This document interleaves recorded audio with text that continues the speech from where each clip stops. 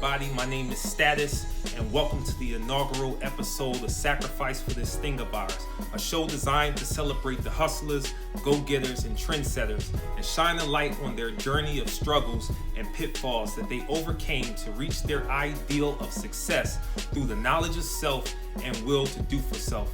I'm really excited and humbled to finally be able to do this. It's a long time coming. I've wanted to put something like this together for the last 4 years, but haven't had the time or the resources to do it. And it's something about this quarantine that really, lit a fire under the hustlers. So without further ado, I want to bring on my first guest. I'm humbled that she was even willing to do this with me and to be my first guest. I've been watching her for over a year now, and the work she's doing in the state of New York and in her Congressional District 15. So this is a person that I admire dearly, and she truly is fighting for freedom, justice, and equality, not just for her people, but for suffering people in this country as a whole. So I want to bring her on now. Let's wait until she gives me the hello so I can sign her in. And I'm going to give her a proper introduction. Thank you so much for believing in my candidacy. Thank you for embarking on history. I will be the first Black woman elected to New York 15.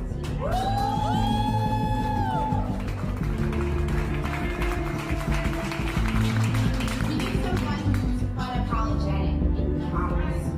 We need someone who is unafraid to shake things up. I am tired of the status quo, and I thought that there was a better candidate for United States Congress in the Bronx. Guess what? I would step aside. I would give a Black Lives Caucus endorsement to that person. But our campaign is filled, it's open seat, it's riddled with career politicians.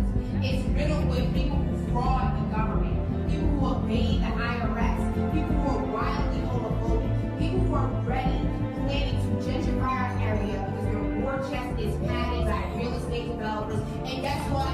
We're not going to take it.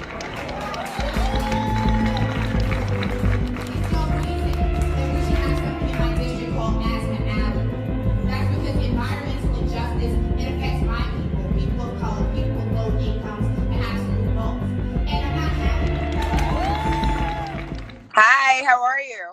Hey, what's going on? I got you in clear.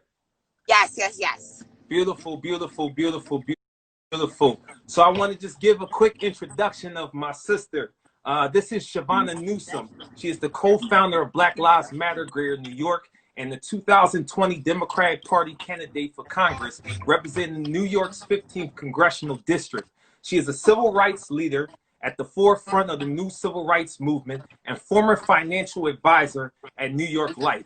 While studying at Howard University, her political action was noticed by then Senator Barack Obama's campaign staff, who brought her on to be a part of the 2008 Presidential Inaugural Committee. She is truly an example of what sacrifice is, and I am honored to be speaking with my sister today. Let's give her a round of applause for my quarantine home. Truly appreciate having you today.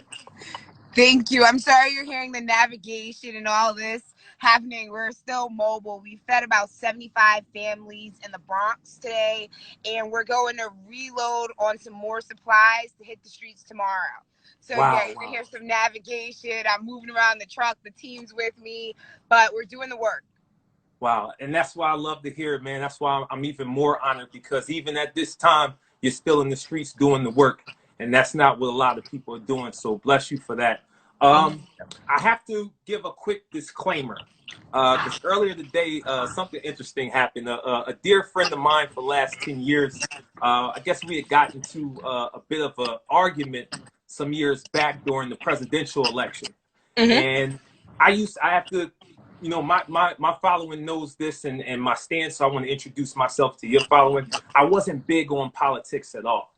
And for me, I didn't want to just throw my vote away on somebody or vote for the lesser of two evils. So I always spoke out against those things. It wasn't something that I stood for personally. So I want to make that clear, that the reason I'm having this conversation with my sister today is because she is no typical politician. She's no career politician. And I've been following her work. She's about her people. She's about women's rights. She's about everybody's rights and equal rights in this country. And she's truly fighting for freedom, justice, and equality. So I'm more than honored to have you today. It's a privilege for me. And I'm glad I can introduce you to my following. So thank you again for being here. Yeah, okay. So we're going to jump right into things. This show is called Sacrifice for the Stingavirus because it represents a person's willingness to struggle and hustle through the growing pains to accomplish their goals. When you hear that phrase, what does it mean to you? It means defying the odds, not believing in your limitation. Before I jump into the question, I just want to say I absolutely agree with you. Last presidential cycle, 2016, I abstained from voting. We had a huge campaign called I Ain't Voting Until Black Lives Matter because none of the candidates wanted to address the issues that affected our people. We were dying in these streets. We're doing rallies and protests all the time. And none of the Democratic candidates wanted to meet with us. We knew Donald Trump definitely wasn't going to be our candidate. So we only voted, me and a group of people, we only voted in local elections, like say the mayoral election, the assembly election, because I don't believe in voting down the party line. I don't believe in just voting just because and giving it away. You're supposed to vote for someone who has your best interest and the interest of your community at heart. So I applaud you for not being a participant because no candidate was addressing your needs. Now, this is actually not a question on my list, but I'm glad you actually raised that. What is the difference and importance of just voting, not just your conscience, but voting locally? I want you to really go into detail for my following of what's the difference between voting locally and nationally. Because I remember when President Obama ran the first time, a lot of us, we were just going in to vote for a black man to see the first black president. Absolutely. It was beautiful. Yes, and I felt like that we gave away and put a lot of people in office because we just went and ran one party. And locally, a lot of things didn't happen for us, even though it did nationally. So I want you to explain the difference between voting locally and voting nationally in the different terms. Well, I can speak to my personal experience and where I'm running for office in the Bronx, if that helps your followers who are tuning in. Voting locally, those are the people who affect your everyday life, from your public transportation system. Oh, man. Now, I can't. Epidemic is affecting our nation. It's unwarranted because your mayor failed you. However, your state legislator is set up, they failed you. They pretty much put into place most of the laws that affect most people's daily lives. Wow. So you need to vote for those things, whether your school board is getting money, whether kids have summer camp, after school programs. That's not Donald Trump's fault. I love to blame him, but that's your local elected official's fault. Wow. Thank you so much for that. So before we get into the heavy questions, I must ask what it was like being involved in the inaugural committee for President Obama. It was amazing. I was down at Howard at the time, and it can honestly say, because I know you lead the nightlife. I know you do a lot of entertainment. Can you imagine the biggest party that we'll probably ever see? And I had this all access ticket. I'm in my early 20s. It's mind blowing. Like Tyra Banks is walking past you, Hill Harper, all these big names, but planning something that you believed in. Like I got in, the way our efforts and my efforts were noticed was I started grassroots funding, having little parties and getting people engaged in voting who normally politicians don't pay attention to. Young people who look like us, young black people who like to party, who are about their grind, about their hustle. They started donating and the campaign took notice. So they were like, hey, do you want to be a part of the inaugural committee? So it was just setting up the party, the merchandise. I got to give some packages to Beyonce. I didn't get to meet her though, but it was dope. It was just the best party I've ever experienced. And I used to be fun. Anyone from New York, I totally used to hang out in the meatpacking district, but that was the biggest party ever. So I got to give a little story myself. Back in 2008, right before he was elected, my university, Washington University, was actually the last rally that he did.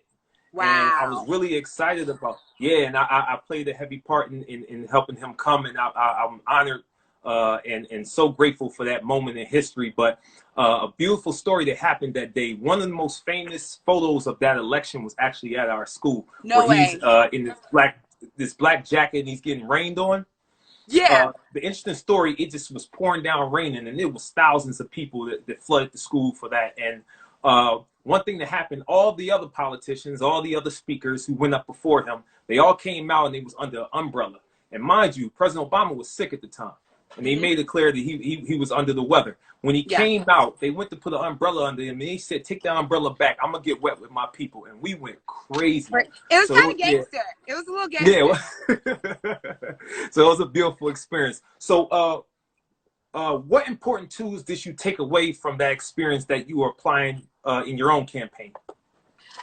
Building a movement. Obama, it was like, it was like infectious. It was just like you wanted to be a part of it. People stood online for hours with the polls. No gerrymander could stop it. Think about Rock the Vote and all the other initiatives. How many first-time voters, people who had never voted. I just wanted to inspire people. That's why I thank all my volunteers. I thank all my voters. People are inspired by my run. It's made people the same way you feel. So many people have registered to vote just to vote for me because it's a real candidate that they've seen doing the work. But Obama, it's hard to compete with. That might be an anomaly, but it's definitely an inspiration. Yeah. Well, speaking of being a real candidate in this day and time of people being influenced by you, you know this the era of Instagram, social media, and the era of reality TV. So most people want to be involved with who you are as a person. Not just what you stand for, what you're doing. Who are you behind the scenes? So who is Chivona Newsome when she's not fighting for justice or campaigning for office? I'm probably a low-key nerd. You're probably going to catch me reading some kind of enlightened book or just Netflixing. I love House of Cards. I love anything black. So I'm watching Insecure. I'm watching Black is F. I'm trying not to curse. I've struggled with that over the years.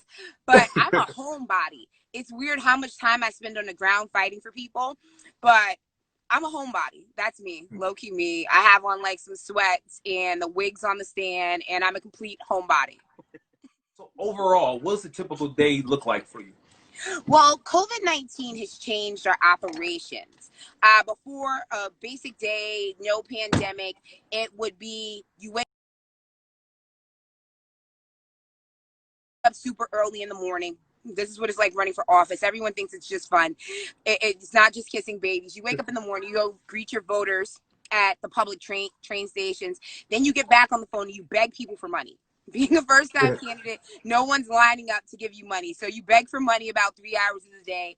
Then you hit the ground again. And then you wrap up your day having a meeting, hit the ground again, meaning knocking on doors, catching voters in the streets, spreading your words, spreading your message.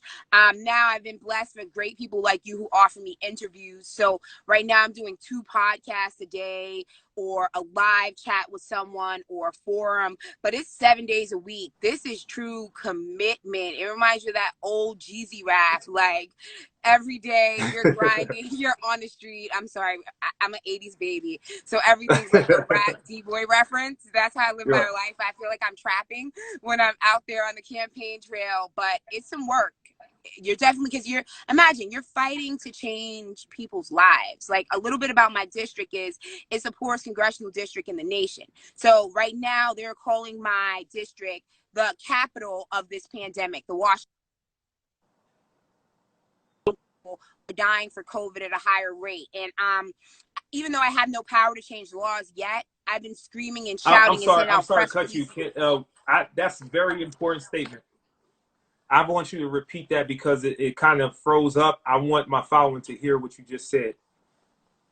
So I'll start back. My district is the poorest congressional district in the nation. And right now it came out in the Washington Post today that we are the capital of COVID. So we noticed that Black people were dying at an alarming rate when the reports came out of Milwaukee and Chicago, places that are predominantly Black. And we started calling on the governor. You can check my social media and read over the press releases for yourself for more testing sites, more treatment. We've gotten some, but I have to be transparent. It feels like a war on the poor right now. It feels like my people are being exterminated. And our elected officials and all the people who are running against me, like I have some pretty heavy hitters, like the DNC, the co-chair of the Democratic National Committee's running against me. Longtime career politicians. They're standing around giving people 2 oranges when they should be in their offices passing legislation because my neighbors and friends, they're dying. A lady on the floor of my building has COVID. Now imagine battling that. Like I'm out here trying to fight the good fight, and someone like 20 feet down has COVID. Wow. It's serious in the Bronx right now. Wow. Ooh, that just hit me hard. I don't even know if I really want to ask this next question. Ask it. Fire away. Okay. I told you this is gonna be an open book. No, but this is like one of the sub. We're gonna get into the meat and potatoes, but it's like I want to just jump right into the meat and potatoes now. But I'll ask you anyway. When you're not inspiring people like me and everybody in your district, who is your greatest inspiration? How have their example affected your journey? Definitely Jesus Christ, because he was the biggest revolutionary ever. Like he was about that Jesus Christ. And then I look to the old people who have done the work. Like you think about Martin Luther King, how they tried to make him seem like this passive kumbaya person, but he was actually a radical in his time. Also Malcolm X, because I'm definitely going to come with that revolutionary hot fire. And then Shirley Chisholm, who was the first Black woman elected to Congress. And then she was the first Black to ever make the ballot for a presidential election. Wow. Wow, that's heavy. This show is about celebrating hustlers of every field of endeavor and from all walks of life. I've been following your journey for some time, and I'm truly a huge fan of your hustle, which we've talked offline before. I've said this much. It is well known that successful people practice a mantra. Are there any affirmations you say to yourself every day, idiosyncrasies or rituals you do to stay motivated and to stay in this fight? Aside from prayer, at times I can't front. It looks dire. It looks hard. Other candidates have raised more money than me. They have more name recognition, but I believe in putting my head down and keep working.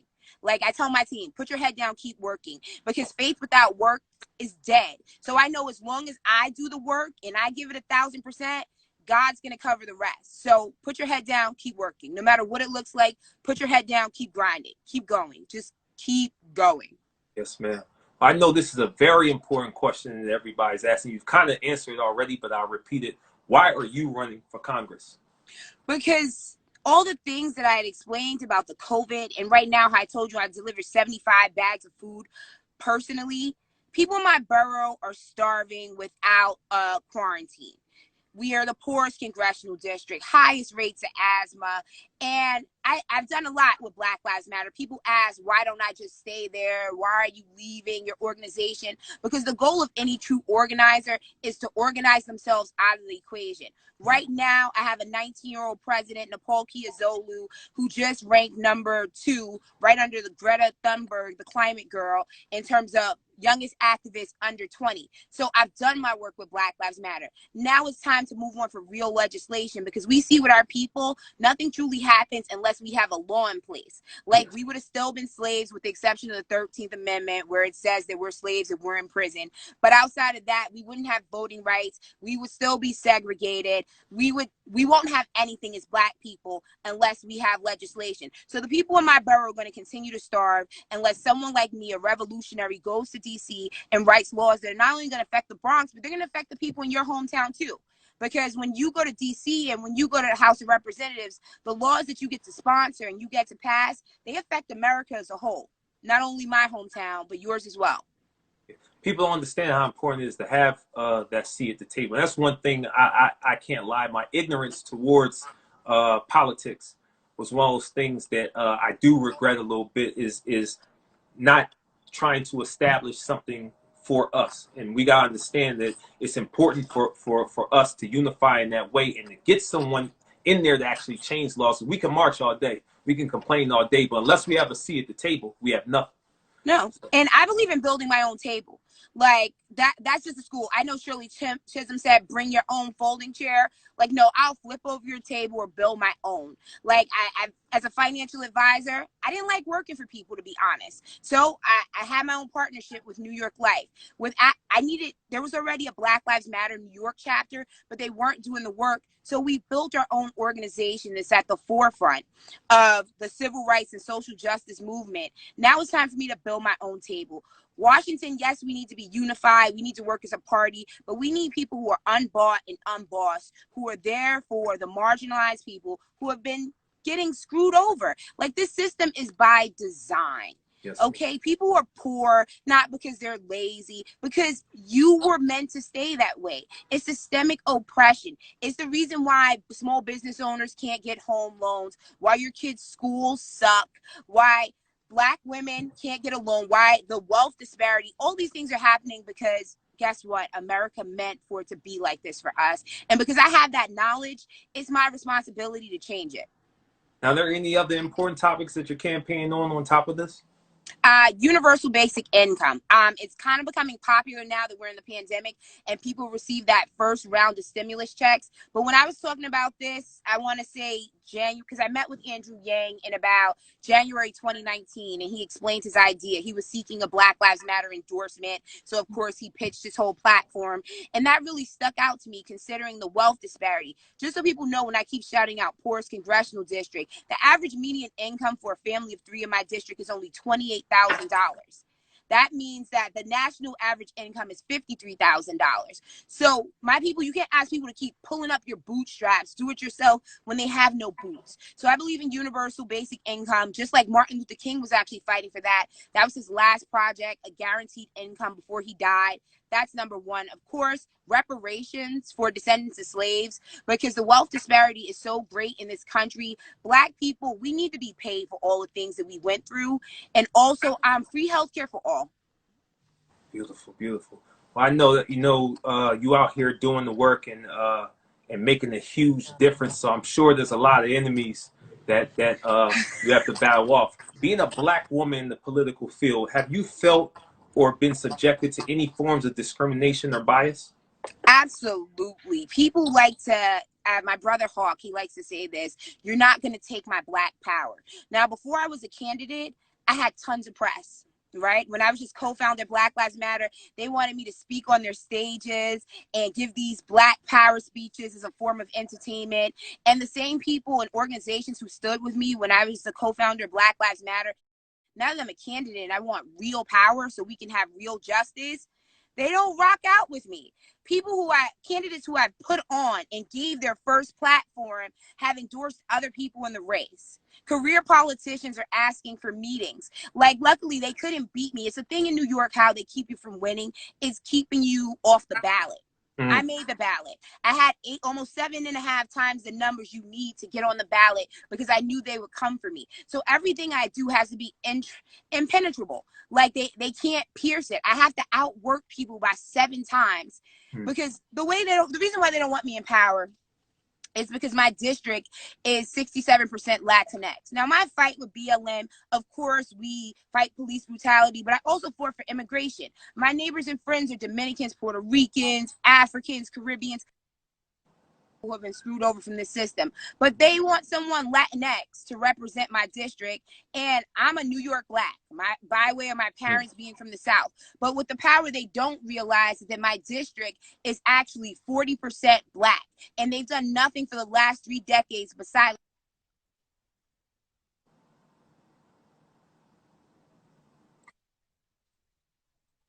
keeping us out of power. They forget the seat at the table. They don't even want us in a room. Wow. Yeah, I've had to defy all the odds. Being a Black woman in America, like, I always have to work harder. We only make 63 cents on the dollar. Now, I've gone to Fordham University, Howard University, worked for a Fortune 60 company. I built all this. Like, I'm built for these odds. I'm just built.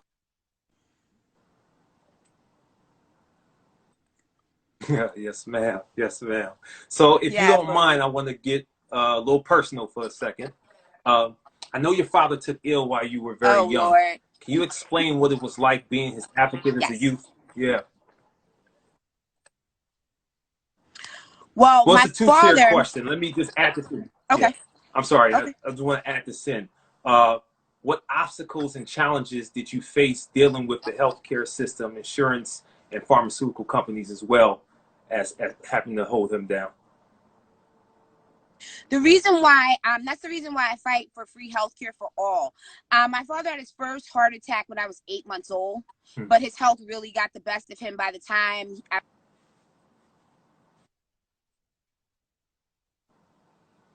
family, and for her to work 50 or 60 hours to put food on the table for a family of 4, somebody needed to care for my dad.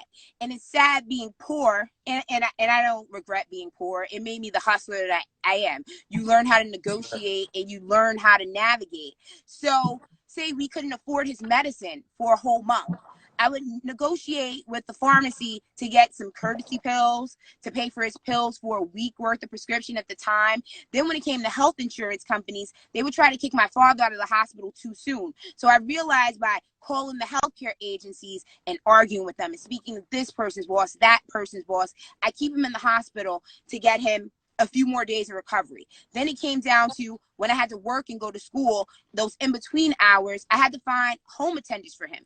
Of course, they didn't want to give the amount of hours provided. Girl, you learn hustle. Now, my hustle is probably a little bit different from people, but I just don't take no for an answer in all of my life experience.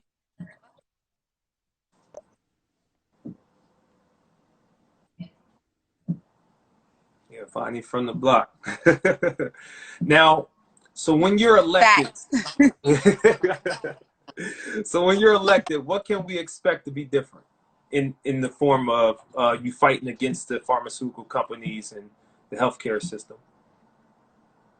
It's because my experience, like all my life experience, we talked about my dad, we talked about my being a financial advisor, but what's different is that I know how to bring awareness to an issue. The same way that we got Officer Daniel Pantaleo fired after he murdered Eric Gardner, how we shut down we led all these protests. That's how you get a bill passed in Washington. Maybe not the protesting and shutting down the highway part, but bringing awareness and using the press as our tool is how bills get passed. It's like the more people know about it, people have to work with you.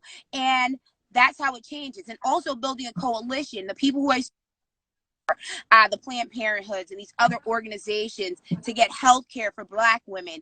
I just know how to build a coalition, and I know how to make some noise and bring to the issue that I'm fighting for. So this is going to be what we need. And the beautiful thing about my campaign is I have no real estate dollars. I have no big pharma dollars, no oil money. So guess what? I don't owe anybody any favors. So no lobbyist can bust into my office and tell me to pass some bill that's going to hurt my people because I don't owe them anything. Like all of my campaign dollars, we have over 300 and something donations. Guess what? It's all by regular people. Like, say there are things called max out checks. Other candidates get them all the time. Like, my max out check came from like a rock and roller who's like an activist. Like, my money comes from like regular people. I have people who live below the poverty line who give me $5 a month, who give me $20 a month because they believe in me. And you know what? The same way that those career politicians owe their investors, I owe mine. And mine are the people of the Bronx, my people around this nation who've contributed. So that's the only people I owe when I get to DC. I don't owe anybody anything.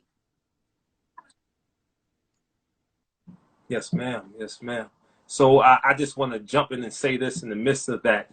If you're watching, please, please, please go and support my sister. We're going to let you know how you can make a donation at the end. I want all my celebrity friends watching, all my 9-to-5 workers, anybody who supports me. This is my sister. Consider her blood. I want y'all to make sure that we get her down to Capitol Hill. So we got to make sure that she's fully funded because that's the only way for that to happen. Thank you. I want to stay on the personal note. So I read that your parents met at civil rights rally. It's so funny. So I guess that can say I always try to divert. That's how you was born into this fight.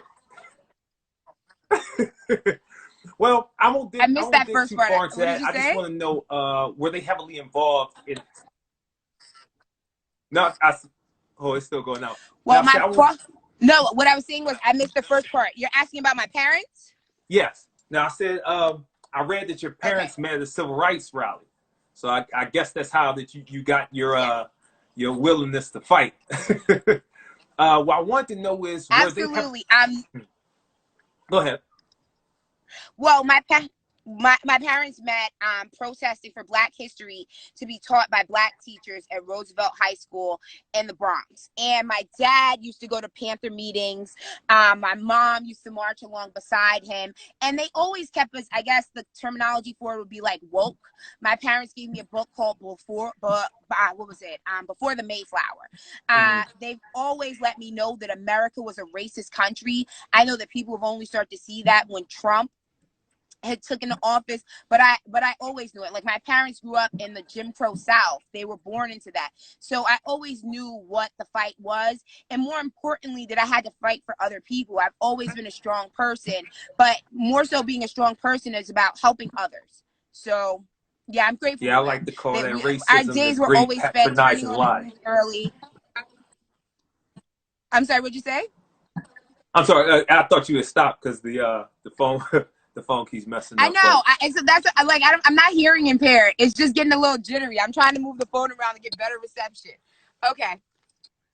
yeah, it's still freezing. Now I was saying, I said, yeah, that's what I call the great patronizing lie that they tell, that racism doesn't exist in this country when it for sure it does, and a lot of things are disproportionate.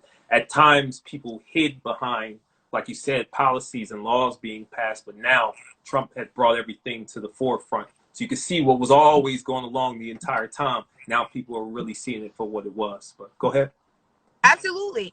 And it's his presidency has been like a gift and a curse for those Black people who wanted to believe that it was all kumbaya, or even our brown people who wanted to believe that they weren't oppressed by this system. Trump brought light to this, and that's something I love, is awareness, because once you're aware of a problem, it allows you to fix and change that problem. Mhm. So you answered the question about your parents, and now I know they were heavily involved in the 60s, but I want to stay on the civil rights topic for a second. What are the differences and similarities between the injustices our people faced in the 1960s and now? And do you feel we have progressed or regressed from that time? Um, I feel like the clothing has changed, the music has changed, but we're still facing those same issues. Black people can't buy homes that they want to buy. They don't own the businesses they want. Our schools are subpar. Nothing's really changed for us. I know we had Barack Obama, and that was super inspirational, but people are still facing mass incarceration. Think about the marijuana industry. Like, I believe in the legalization of all marijuana, not just medical. I believe in the legalization of it. But look at the war on drugs and how many Black men lost time in prison, and white people and other non-Black people are profiting off of it. I feel that we're oppressed, and before Trump, and Black people felt they had all this freedom, and look at how we're dying because of COVID. We have the worst health. We live in the worst neighborhoods. Honestly, pre-segregation, this probably will get me into some trouble saying it, but I can't be anything but honest. Like, desegregation killed Black people. When they wouldn't work with us, guess what? We had our own businesses. We had our own land. When we went and we boycotted to be a part of their world, and we stopped supporting our own, it killed us fiscally. In this country, what it was founded upon, of course, it was founded on the backs of Black people, but it was founded on property. We don't own anything. We don't own anything. So we're in a dire time, and right now we're about to enter in the fourth industrial revolution, where that essential workers is being called now, and these low-paying jobs, we're going to be boxed out by artificial intelligence and automation. So it's going to get worse for us. The rich are going to get richer, and the poor are going to get poorer, and I'm afraid where our people are going to land. Yes, ma'am. So what? I mean, you pretty much answered this question too, but I want them to know the importance of it. What was the driving factor to you co-founding Black Lives Matter here in New York? That I Ain't Voting campaign that I talked about from 2016, where we abstained from voting in the presidential election. We had protested the Republican National Convention in Ohio. And a lot of stuff happens at my mother's kitchen table. Actually, it's my makeshift office, campaign office right now because of the COVID. But me and my brother were sitting at my mother's kitchen table, and we're like, more has to be done. We know it's a chapter here in New York that's doing work, but they just weren't getting shit done. So me and my brother, Hawk Newsome, we co-founded Black Lives Matter together because so much was happening. Like the NY15 in New York are almost the most famous for murdering Black and brown people. It's been like that my whole life. The year I was born, 1984, they killed Eleanor Bunker, a elderly Bronx woman trying to evict her from her home. And Anthony Baez. I fought for Deborah Danner. I fought for Eric Gardner. My first real protest was Sean Bell. I crossed bridges protesting for Trayvon Martin. We just needed an organized structure to bring liberation to Black people. Beautiful, beautiful. I definitely got to say what's up to my brother, Hawk Newsome. Hawk played a huge part in helping me through a turbulent time in my life that I'm going to get to later on, which is very vital to Black and brown people. Hearing one of those questions I'm going to ask later, so I'll come back to that. But why is it important for a Black woman to have this congressional seat and build through the Capitol? Not only is it historic because I'll be the first Black woman to hold the seat, and yeah, I've lived in the district my entire life, so 35 years we've never had a Black woman or any woman in that matter hold this seat. But our issues and our struggles, we bear the brunt of America's racism. We are disadvantaged in the healthcare system. We're disadvantaged in the job market. We need a strong voice to represent us, and I'm that voice. I've been out here doing it and protesting and marching and lobbying, but no, it's time for someone who, because the thing about the Black woman is, and I struggle with this as well, we think about everyone when we think about ourselves. So me going to DC, of course, is going to be beneficial to Black women, but it's going to be beneficial to Black men, Black and brown people, and even poor white people, because that's just who I am as a Black woman. We take care of everybody. Yes, ma'am. So I already know what you guys have been out doing, but I want to remind for the new people who have signed in, how are you responding during this pandemic to help this district? Well, I can totally use your guest to volunteer. I see Descendant in the comments.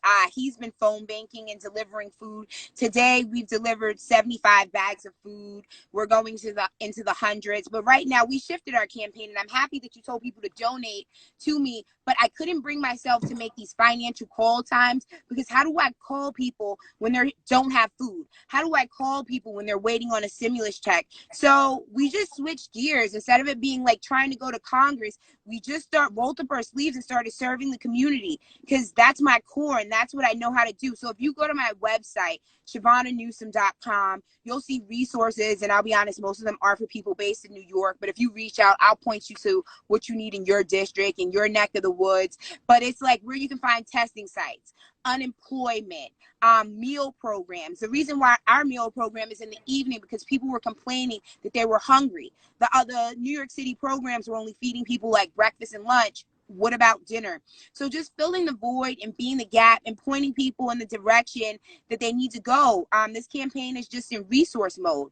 Whether my Black and brown people are dying, they need food, I'm going to be here for you. Wonderful, wonderful. So this is a heavy question.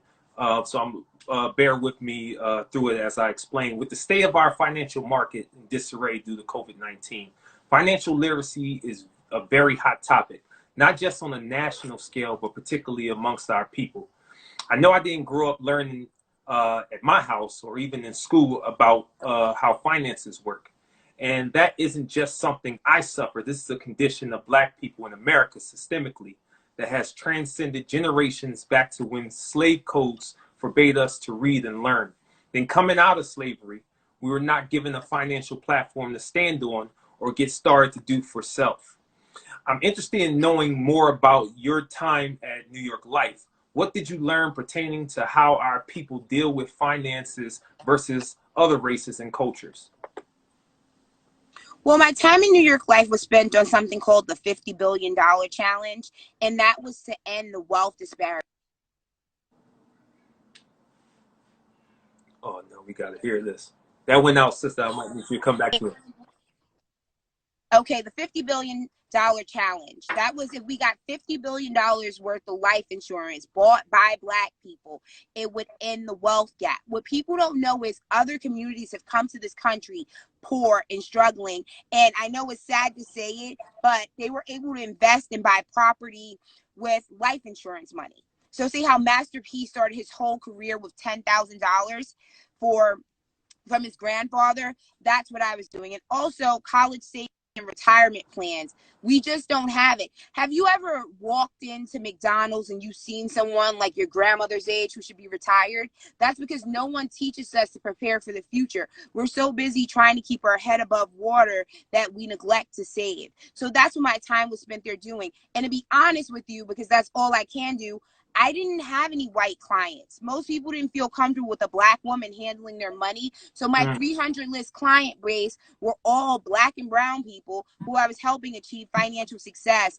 And this month is actually Financial Literacy Month. I know my amazing team's going to roll out the flyer, but we're going to have some key tips from some current advisors. And we're also going to talk about universal basic income. Beautiful, beautiful. Now, Dr. Fauci, he's become pretty famous as of late. He's the director of the National Institute of Allergy and Infectious Disease. He said health disparities have always existed in the African American community, and the crisis is shining a bright light on how unacceptable that is. Now, that's a cute statement to me and all, but we know that Black people in this country have suffered severely at the hands of medical industry. When you look back at situations like the Tuskegee experiment, where they gave syphilis to hundreds of Black men unknowingly to test the progress of the disease inside of the body, and then sent those men back into their communities, actions like that have breeded a systemic distrust and phobia for Black people dealing with the United States public health care system as a whole. And now President Trump is championing for this drug, hydrochloroquine, which is usually used to treat lupus and prevent malaria. But they are attempting to test this drug on 3,000 local Black people in the city of Detroit. I don't know if you heard about that. I had not heard about that. Yeah. What do you feel are necessary steps that need to be taken to mend trust between the public health system and the Black and brown community? Or should we not trust them at all? I know it's a heavy. That's a heavy question, because that's something you have to process. And I know you mentioned the Tuskegee Airmen, but even before that, on Black women, how the way they found modern medicine, like in terms of doing reproductive surgery, is because monsters, that's what I call them, people who call themselves doctors, used to practice hysterectomies on Black women, like removing the uterus and doing ungodly procedures. So we have a history of them experimenting on us. Black people, I advise you to follow the World Health Organization's guidelines, something that I respect, that Donald Trump has cut funding to, and washing your hands and staying in. But I wouldn't suggest, because I have to speak to you like you were my brother or cousin, to take any medicine to be anybody's guinea pig. Like, you have to use common sense with this. In terms of changing the health disparities, we need to have free college tuition so we can send more Black people to college. I spoke at a medical school. I was actually talking about the Tuskegee Airmen. I was talking about the unlawful practices that they've done to Black people throughout the years, and the high infant mortality rate, because Black women, no matter how much money they have, you've seen it with Serena Williams, we can die during childbirth in this century, which is just crazy. We need to go and become doctors. We need to have those seats. We need to be in those rooms. So I gave a speech at SUNY Downstate, and there was only one Black woman in the whole room of 200 that was going to be a doctor. We need more Black doctors. We need to make it easier for our kids to go to college to become doctors. That's why I believe in free college tuition. My district has a 90% college dropout rate. That's not because people were dumb, they just can't afford it. But it also has a 60% high school completion rate. So we just need to level the playing field. We need representation. It matters. We need Black doctors who understand us, who understand our pain, because it's a belief that Black people don't experience pain. Now, right now with this COVID epidemic, they are denying us testing. They're denying us rapid results. And we're seeing the disparities that activists and Black people have been talking about for so long. It's cut and drying in numbers. So run for office, become a doctor, and become doctors, get in the medical profession, and that's how we can really make a real change. That's wonderful. Thank you for that, sister. I want to say it to everybody watching right now. We have about 17 minutes left.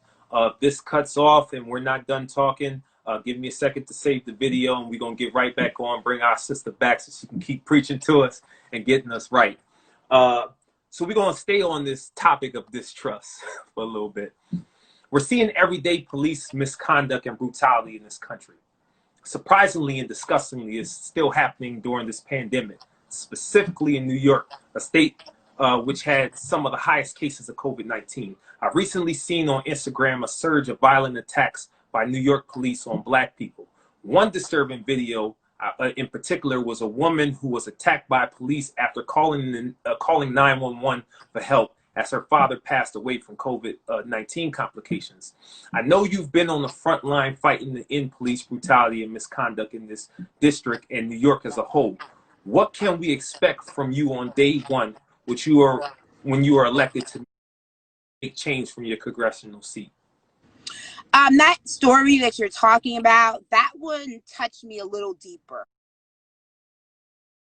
Usually the victims that I help, they're usually people I don't know.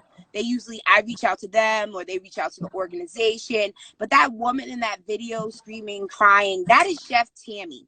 Chef Tammy owns something called Harlem Seafood Soul. It's a series of food trucks, and one of them is right in Black Mecca.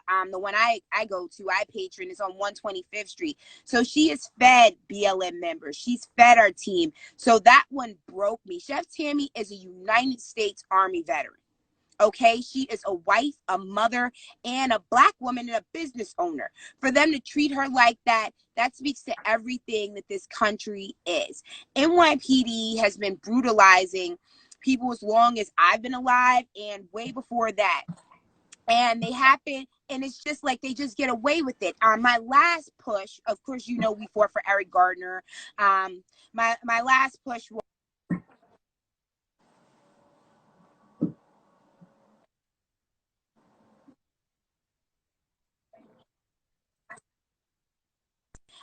it's this blue code of silence is so prevalent here. Like, it's just hard to stomach. Like, still thinking about Chef Tammy. But when I get to DC, what I plan to do is create a law that where if an officer falsifies a police report, or if he harms or brutalizes someone in his custody, they need to be charged with a felony. The only way that something's going to change is with real policy, meaning that if an officer feels like he's going to lose his life and his liberty, meaning go to jail, lose his pension, his family's going to suffer and starve, then they'll start learning how to behave. Wow. So I want to stay on the criminal justice system for a while now. This is definitely personal to me. So this is the first time actually going to speak on this publicly in detail of something that happened to me. Is going to lead into the question, so bear with me. The topic of criminal justice reform is very personal to me, and I saw that it's one of your campaign points and a hot topic around the country. Recently, I was exonerated from a crime that I was falsely accused of, and I'm grateful to Allah that I had the resources, strength, and will to fight. But I also know that many Black and brown people don't have the resources that I had, aren't ready and aren't able to defend themselves. I don't have a history of criminal offenses. Yeah, I was treated as a repeated offender. I was given a ridiculously high bail and was told that I was a flight risk, and was put on travel restrictions that prevented me from providing for my family and my 3-month-old daughter at the time. I refused to take a plea deal for a crime I didn't commit, and was literally lied on and framed by police. I was dragged and slandered by the media, and the detective and DA even covered up evidence and refused to interview the witness that would have cleared my name. I mean, the officer was caught lying and perjured himself on the stand, and the judge made an excuse for him to the jury, Luckily, the jury saw through the lies, and I was fully acquitted of the charges. And I got to thank a lot for my lawyer, Michael Malloy, who's one of the best lawyers in Pennsylvania, probably in the country. I affectionately call him Atticus Finch, so I'm sure you know what that is.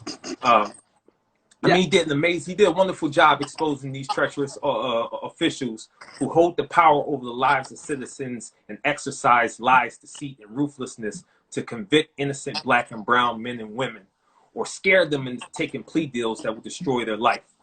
And when these officials are caught in contempt, they're still protected under the law. After my case, I wanted to take civil action against them, only to find out that the police are protected under immunity. And that was something that a lot of us didn't know.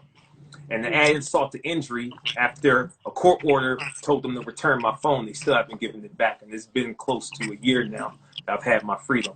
There are many innocent Black and brown citizens taking plea deals every day because they aren't blessed with the resources to defend themselves like I had. They're stuck with a public defender who is paper pushing plea deals. They're ruining these citizens' lives. My question for you is, where do you stand on this topic?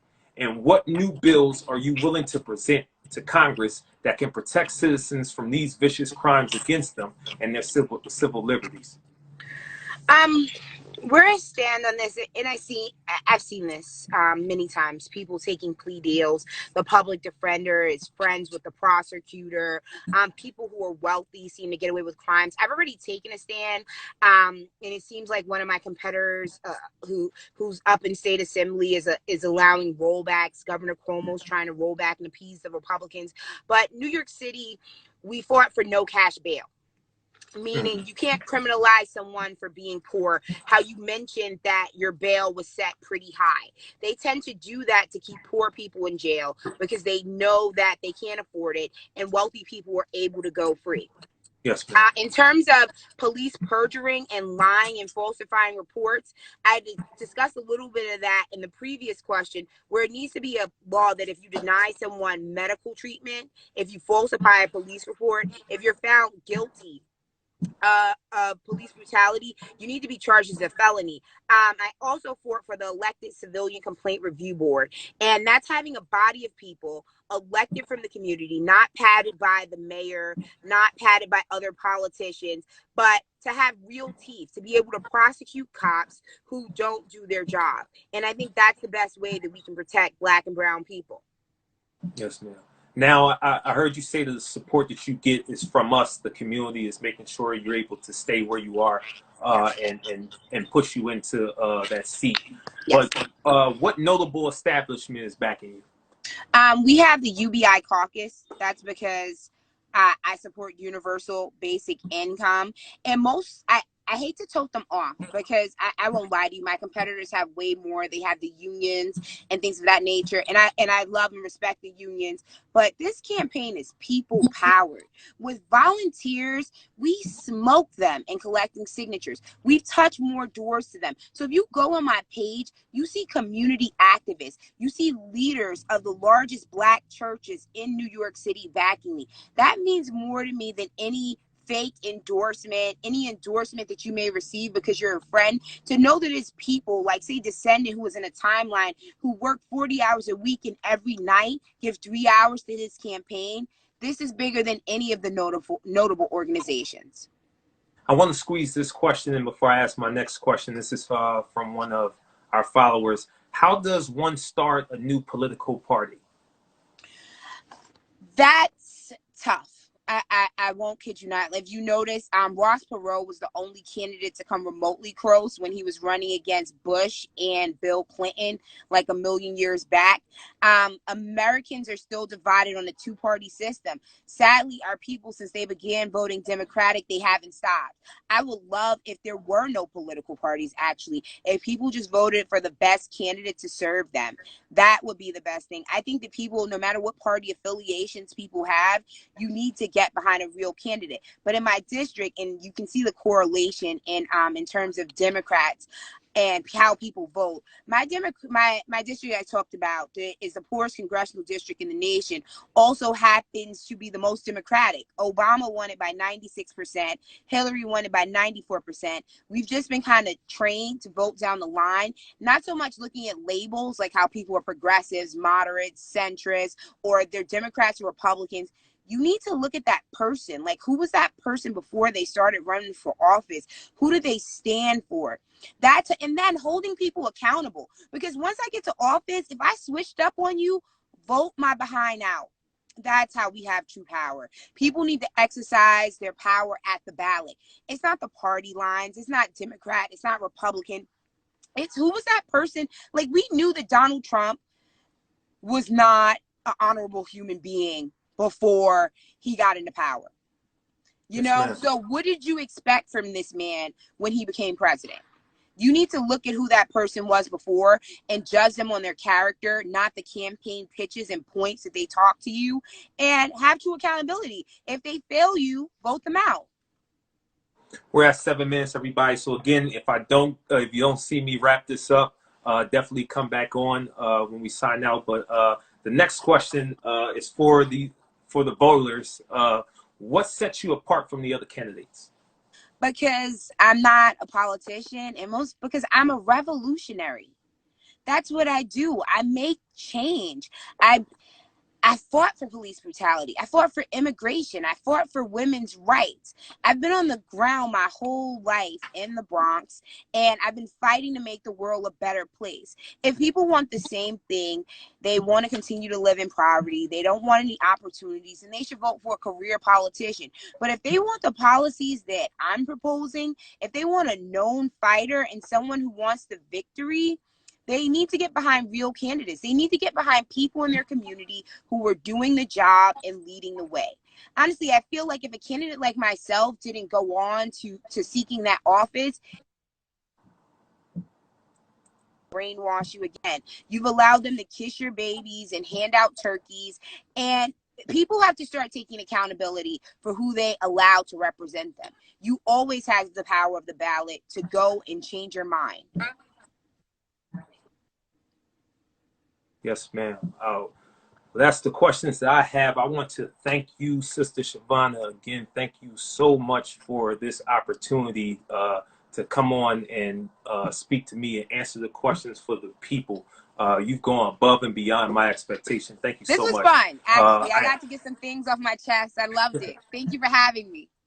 I'm honored. And again, I encourage my New York family, friends, and following to support my sister. I'm going to make sure when I get off here, I'm back on the phone contacting all of my friends, including my celebrity friends. Y'all got to put up a shut up if y'all want to see a difference. Before we sign off, I'm supposed to be I'm getting a note that I need to go out and let people know what we're truly doing out here. Hawk, who you were mentioning earlier. We outside. What's up, Hawk? What's up, brother? So we're loading up the truck. This was full this morning. So we re-upped. We have some more fruit, some more perishables, some more things for people. And yeah, I'm in these streets, feeding the community, doing the work. And that's what's called being outside for real. For real. So again, you know, I want to thank you for all the work you're doing in this fight for freedom, justice, and equality. And you have truly shown your diligence to sacrifice for this thing of ours. I am completely honored and humbled that you gave me your time. And I know y'all about to get back to it. Please leave all of your handles, your Instagram page, your Twitter page, your website, so everyone can get in contact with you. Let them know how to donate. And again, I'm going to be adding it as the weeks come on my page and leading up to the election. So I'm behind you 1,000%, and I want my people to be behind you too. Let them know how to get in touch with you. Oh, I'm seeing reparations in there. Okay, I didn't see that one. Black people, I am fighting for reparations. I'm sick of talking about it. We need it. And my volunteers are actually in the feed. They're posting the website, which is Chivona Newsome for Congress. All of my apps are New York Bonnie. And to donate, the link is in my bio to my Act Blue page. And I got to squeeze one more question in that just came through too. What is your position on gun laws? See, gun laws is tricky for me, being the co-founder of Black Lives Matter. I do not believe in school shootings and things of that nature. But the NRA and these things were developed because they didn't want us to protect ourselves. Right now, it's probably going to get me into some trouble. I will say it, but I do believe in the right to bear arms. I do. Boom, boom, boom. So yeah, I know I might lose some people on that, but considering the way the world is going, I think that we should be able to protect ourselves. So. Yes, ma'am. Thank you again. And like I said, I want to thank also your brother, my big brother, Hawk Newsome, for even helping us put this together. It's been an honor and a privilege in any way, any shape or form I can be of assistance to you now in the future when you're in office, because we're going to speak into Absolutely. Into fruition. So thank you again. And I had a great time. Me too. This was amazing. Thank you so much. And you have been a big blessing since the first, you reached out and one of the first people to sign up on the volunteer form on the website. You have been a day one supporter, and I'm so grateful to know you. I love you, brother, and I look forward to fighting the good fight with you. Yes, ma'am. All right. So we'll talk to you soon. God bless. No problem. God bless you guys and stay safe. Thank you so much. Thank you. So we got about 30 seconds left. I want to thank you all for tuning in to this first episode of Sacrifice for This Thing of Ours. You will be able to view this on YouTube within the next day or so. I'm letting you also know who our next guest is in days to come. So thank you all again for tuning in and sticking with us. I hope you learned something. If you have any other questions for our sister, you could definitely look her up on Instagram at New York Vonnie. Thank you.